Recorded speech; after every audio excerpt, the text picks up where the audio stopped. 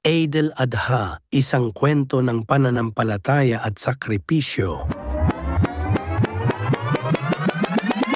Kwentong kasaysayan. Ang Eid al-Adha o kapistahan ng sakripisyo ay isa sa dalawang pinakamahalagang pagdiriwang ng mga Muslim sa buong mundo, kabilang na sa Pilipinas.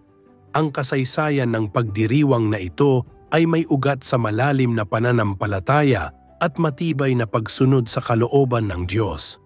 Ayon sa kasagraduhan ng Quran, si Propeta Abraham, ay sinubok ng Allah sa pamamagitan ng isang mahigpit na utos, ang ihandog ang kanyang anak na lalaki bilang sakripisyo. Bagamat labis ang pagmamahal ni Ibrahim sa kanyang anak, pinili niyang sumunod sa Diyos bilang tanda ng kanyang pananampalataya at katapatan. Subalit bago maisagawa ang sakripisyo, pinigilan siya ng Diyos at pinalitan ang bata ng isang tupa. Ang tagpong ito ay nagsilbing sagisag ng ganap na pagsunod at pagtitiwala sa kalooban ng Allah. Sa paggunita ng pangyayaring ito, taon-taon ay nagkakaloob ang mga Muslim ng hain o sakripisyal na hayop tulad ng kambing, baka o tupa. Ang karne nito ay hinahati sa tatlong bahagi, isa para sa pamilya, isa para sa kaibigan o kapitbahay, at isa para sa mga nangangailangan.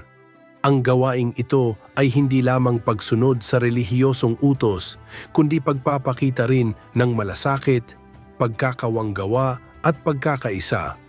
Dito sa Pilipinas, ipinagdiriwang ang Eid al-Adha bilang isang pambansang pista opisyal bilang pagkilala at respeto sa pananampalataya ng mga kapatid nating Muslim. Sa mga lugar tulad ng Bangsamoro at iba pang Muslim majority communities, isinasagawa ang panalangin sa masjid, ang pag-aalay ng hayop at mga pagtitipon ng pamilya. Ang Eid al-Adha ay higit pa sa isang kapistahan.